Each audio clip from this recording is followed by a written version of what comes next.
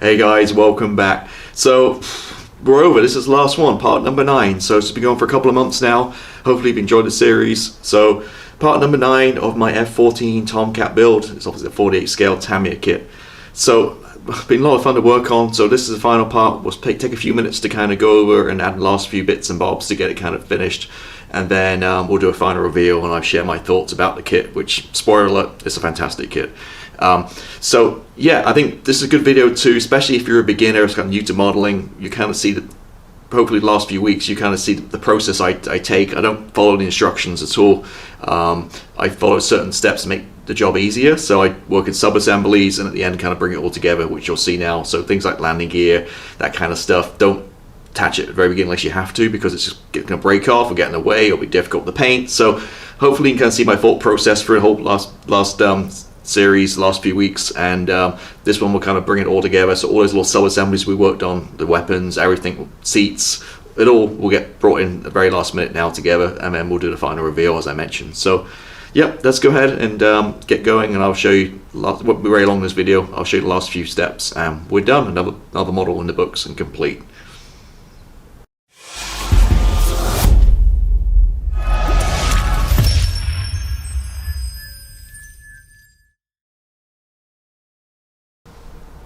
Part number 9 and a final part, so we're almost there. As you can see, we're looking very good.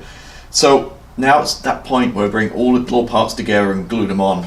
As I'm using painted surfaces, I'll use super glue, we can use white glue, just so it doesn't affect the paintwork. If you start throwing a bunch of extra thin all over this, it's going to affect your beautiful paintwork and weathering and stuff, which we don't want to happen. So a lot of sub-components been working on go together. Obviously the tails, the gear door, the wheels, the missiles, the pylons, all that kind of stuff we bring on at the end. Now the reason we do that is, and the pitot tubes, that kind of stuff, the reason we do that is because if we put them on early on, it's just going to snap off. I mean, you saw my last part hopefully, and you saw how I weathered it. You know, run brushes all over it and just, you know, getting rough with it. If I had little tiny pitot tubes sticking out and all kinds of other little bits, they're just going to snap off or break off or like lost, that kind of stuff. So that's why we do it all at the very end. So it's painted, weathered. I don't do a clear coat over oils. As I mentioned last week, oils is the final step, and then that's it. I don't do anything on top of that, so it is what it is. So what I do, a tip here, what I do is when I go for the instructions, you see here I highlight anything I miss off. So all these little pitot tubes and stuff and little lumps and bumps, all highlighted. So at the very end, when I go through the instructions, I just flip through it real quickly and just see what I got left to do, add. And as I add them, I just cross them off the list, to-do list basically. So that's pretty much it. So you see with the gear, we've got to do that kind of stuff. So what I'm going to do is I'm just going to pull off some of the stuff which is going to break or fall off, like the canopy. Obviously that's a fragile part, so we'll put that to the side. We'll take the wings off because on this particular build they're loose. They're just going to flap off and fall off, so we'll move the wings off. And these guys, the horizontal stabilizers, they're on little rubber kind of, I forgot the word I'm looking for, but little rubber kind of things inside which hold them in, so you just pull them off because that's going to affect me getting the engines on stuff on. So pull those off, they just put those on a little bit later. So what we're going to do is we're actually going to start with super gluing the tails and the engines on. Now, I talked about it last week, but I do love these 1 ounce little plastic cups with lids. Again, as I mentioned last week, like $5-6 from Amazon delivered, last forever. So what I'm actually going to do is I'm do a little recycling. So this is what I used last week for mix my odorless thinners in. So I'm just going to flip it on the other side. It's obviously perfectly clean, unused. I'm going to use this as a base to put my super glue on. So I'm just going to use Bob Smith's medium viscosity glue. You can use any type of super glue really for this. I'd avoid the thin stuff because it's like water and it gets everywhere. You want something a little bit thicker, or like a medium like this, which works perfectly. So all I'm going to do is just going to take a little bit and stick it on a plastic sheet right there, and with a cocktail stick I'm used to apply the stuff. Now you don't need a lot of tools, so I've already worked out the nozzles. The closed one goes on the left, and it goes, which I think goes on the left. Let me just check, make sure. Yep, it fits perfectly like that. So first of all, I'm just going to glue a couple of drops just to hold the can on.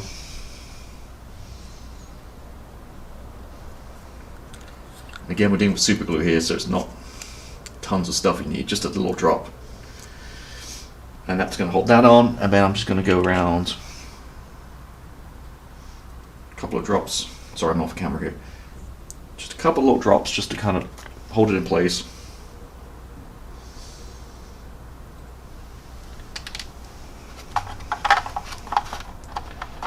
And make sure it's lined up.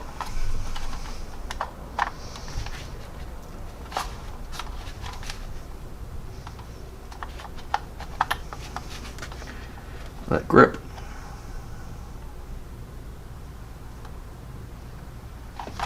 There it is. Perfect fit, as always with this kit. Same with the other side. Just a couple of drops. You could do a little bit more glue actually, a little bit stingy with that.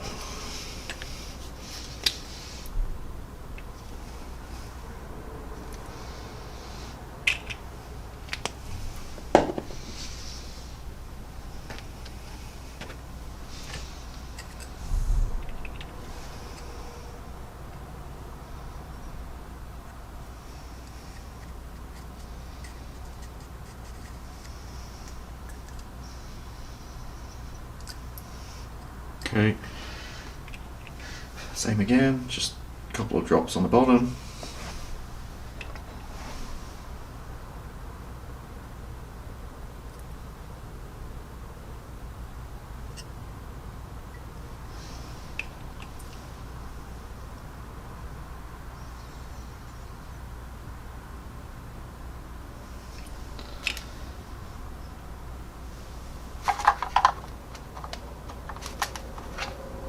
Push it in so it's tight against the fuselage. That's it. It's really kind of transformed in metal. Metallic at the back there kind of really pops against the grey. Tails, luckily these only go one way. And one of those things I did double, triple, quadruple check before I put the decals on, didn't have the right tail. One way to know too is the one that has a little bit sticks on the back is always the left tail, or the port side, I guess. You can see it's again, it's a perfect fit. So I'm just going to take some more glue here.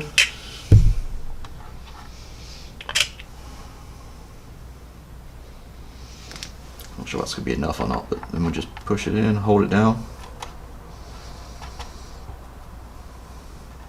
And that bit instantly. That tail.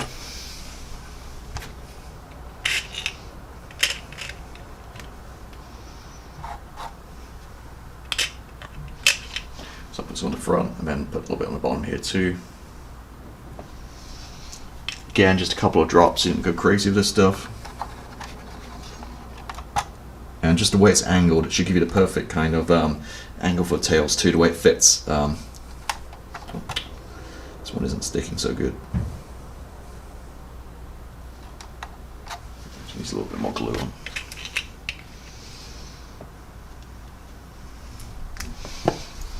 Actually, in this point, I'm just going to put some on here.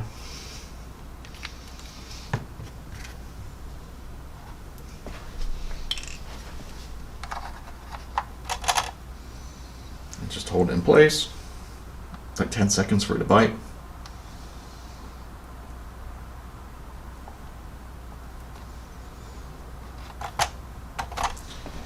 And there we go. So it's the back end done.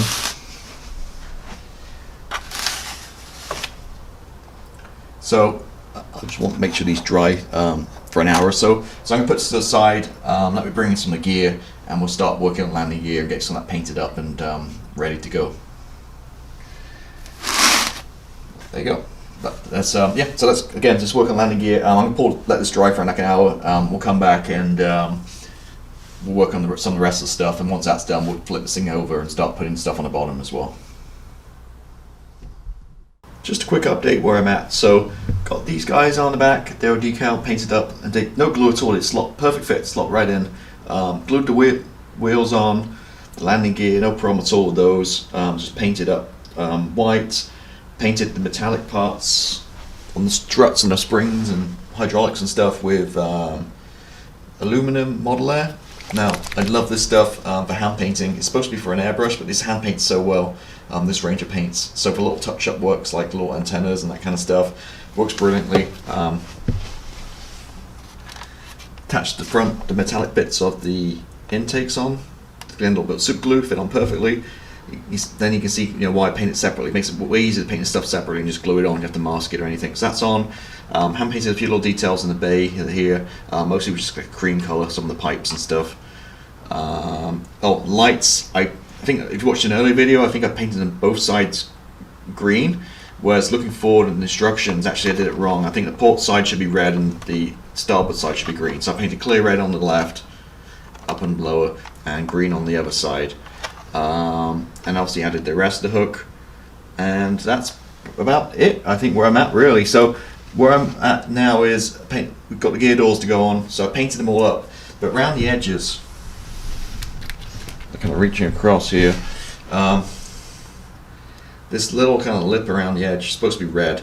Now, I'm in two minds whether I bother or not. I might try one, see how easy it is just to mask it up and just paint it real quick.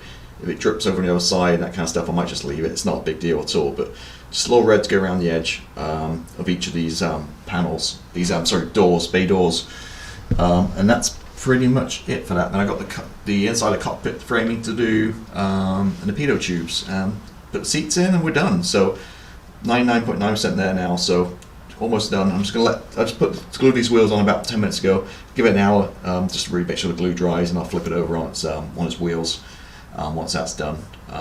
But yeah, looking good. So it's just a quick update. I'll carry on working on these, see if I can paint these bay doors up red around the trim there, and see how that looks. And I'll report back once I'm done. All the gear doors are on, no problem at all. Nice attachment points, as with everything in this kit, just beautiful finish.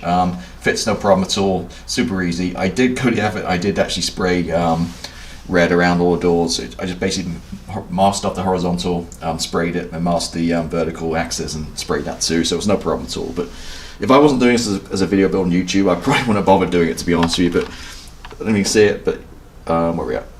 Gear doors, you can see it done red around the side, if you can pick that out. And on the front there. So we're done on the underneath, other than adding obviously the missiles and the pylons and stuff, and the fuel tanks. But yeah, we're pretty much done. So I mean, all now is to say add those, add a couple of pitos at the front, and this guy is done. So I'm going to finish this off, and then we'll come back for a final reveal. And here she is, the finished build, finally. What a treat it was. I mean, it was such a fun kit to build. I built one of these before, the exact same one. Built the naval aggressor markings, this blue splinter camo, about 3 years ago when this kit first came out.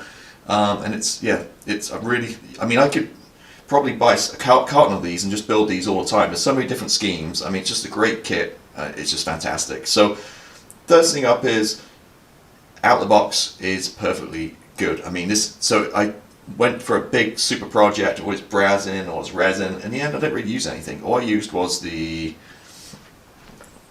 back here, put a new tail on, and a gun vent panel, which you don't really see at the bottom.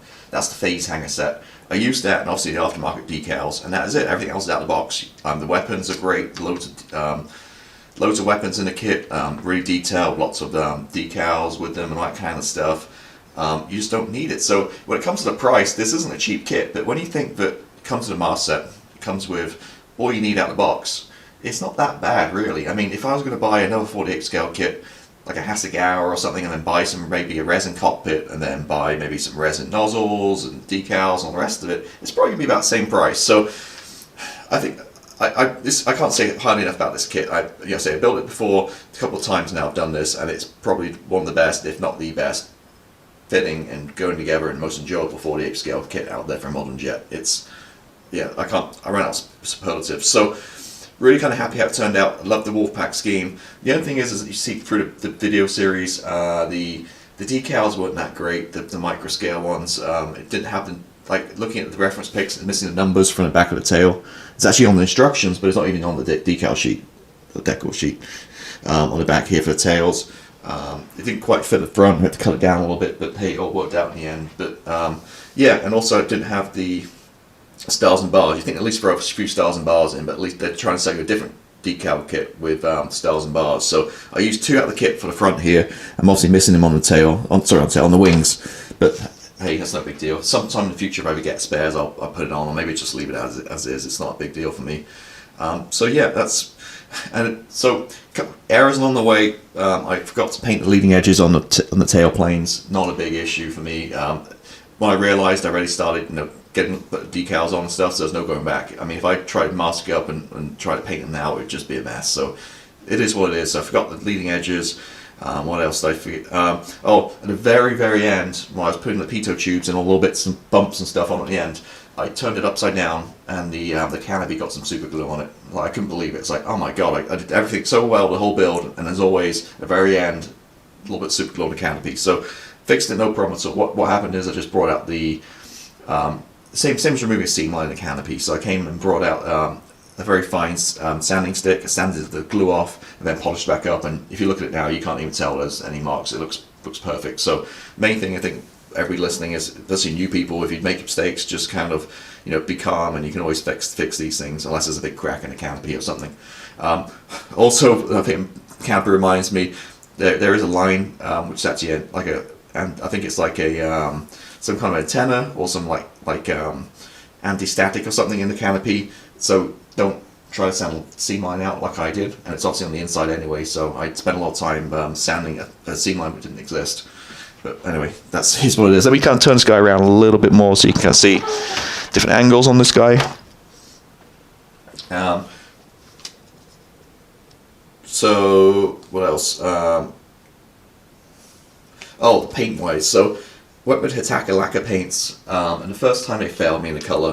The Insignia white was like light gold grey. It was just way grey. If you go back to my video, it's just nowhere near white. So painting kind of went with kind of like mixed. I think I mixed like some different paints. I used Tamiya XF. Is it 1 or 2? I always forget which was white, but the white Tamiya paint.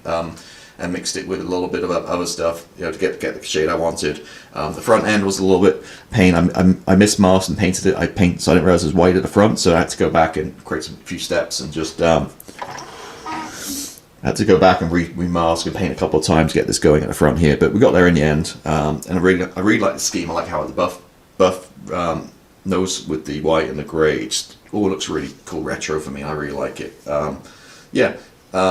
The only other thing is put resin aftermarket seats in, as I always do. These were true details, but Squadron just goes bankrupt, so if you're looking for true detail sets, they might be hard to find the seats nowadays. So it's all about painting with Tagger paints. And then weathering, usual, use the Flory dark dirt wash for the panel lines, and then pick out all the details, and then went back in with oils. And this time I used Starship Filth, I believe. And a little bit of dark faded yellow for hydraulic stains. But the key with this one is, if you follow the build, is just really work on this one as sub-assemblies. Just rather than the wings are separate, so you can do wings as a part of the tails, the exhaust nozzles, all that stuff can be built separately at the very end, just brought in together and done that way. But yeah, really kind of happy how this one turned out.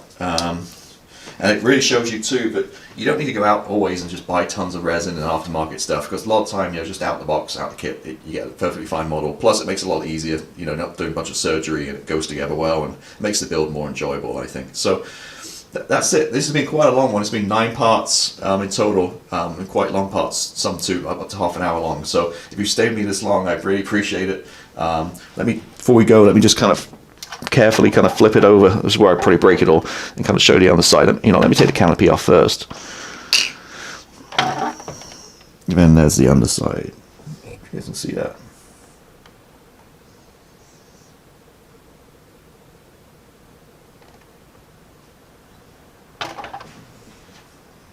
Oh, there we go. So as always, again, this kind of repeat myself now, but yeah, I appreciate you guys watching along.